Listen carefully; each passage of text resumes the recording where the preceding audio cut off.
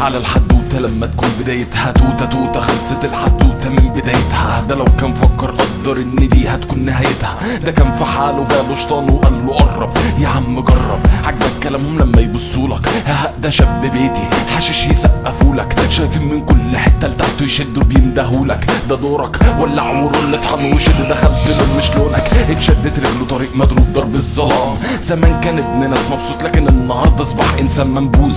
يقعد يفكر انا كنت فين، الهم يزيد في الضرب يدوس. ضغوط تضغط عليه بكل ما فيه من قوة، يقاوم يعافر لحد ما جد اصبح قلبه حجر. ده مات والوقت فات وخلصت الحدوتة في لمح البصر، وخلصت الحدوتة في لمح البصر. نبضة قلبي بتفارق الحياة، كلمة عذاب مأساة مختومة على الجباه فلا. فمفيش مكان نهرب إليه، نعرف نستخبى في من القدر. ففي لمح البصر أفادت انفصل عن اللي حصل، تندثر وسط التراب ومصير محتوم هو العذاب.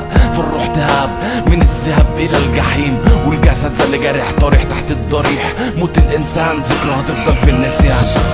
شاب صحابه دخلوه غرقوا في طريق اسمه الادمان، فاصبح انسان غرقان في سكه طويله هي سكه الدخان. كلامهم اقنعوا فهموا ان السعاده موجوده في جوان، لا وهتبقى نشيط سعيد بمجرد انك تبلع برشام. ويا سلام في سطر تشيل نسي كل الاحزان. فكملت الحكاية وبقيت شخص صاحب بس كمان، ما هو ده اللي خلاك محتاس وللإدمان منحاس. ما هو مفيش رعاية ولا توجيه من الأساس. وفي مرة من المرات في قعدة هيصة كلها زيطة، دراجز كتير ما تعدش وخمرة كتير ما تسدش. قال ايه الكل مكبوت وجاي يضيع الهموم. ففي لحظة واحد في وسط العالم من كتر الشرب راح معبر. ساعتها الكل بص لبعضه فبانت في عيونهم قلة الحيلة. دموع كتيرة محدش مصدق انه مات، ده لسه كان معانا مش معقول كل ده بقى ذكريات. نبضات قلبي بتفارق الحياة، كلمة عذاب مأساة مختومة على الجباه فلا.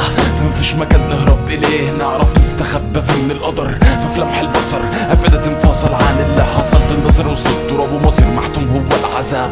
فالروح تهاب من الذهاب إلى الجحيم، والجسد زل جارح طارح تحت الضريح. موت الإنسان ذكرى هتفضل في النسيان. نبضات قلبي بتفارق الحياة، كلمة عذاب مأساة مختومة على الجباه فلا. فمفيش مكان نهرب إليه، نعرف نستخبى في من القدر. ففي لمح البصر أفادت انفصل عن اللي حصل، تندثر وسط التراب ومصير محتوم هو العذاب. فالروح تهاب من الذهاب إلى الجحيم، والجسد زل جارح طارح تحت الضريح. موت الإنسان ذكرى هتفضل في النسيان.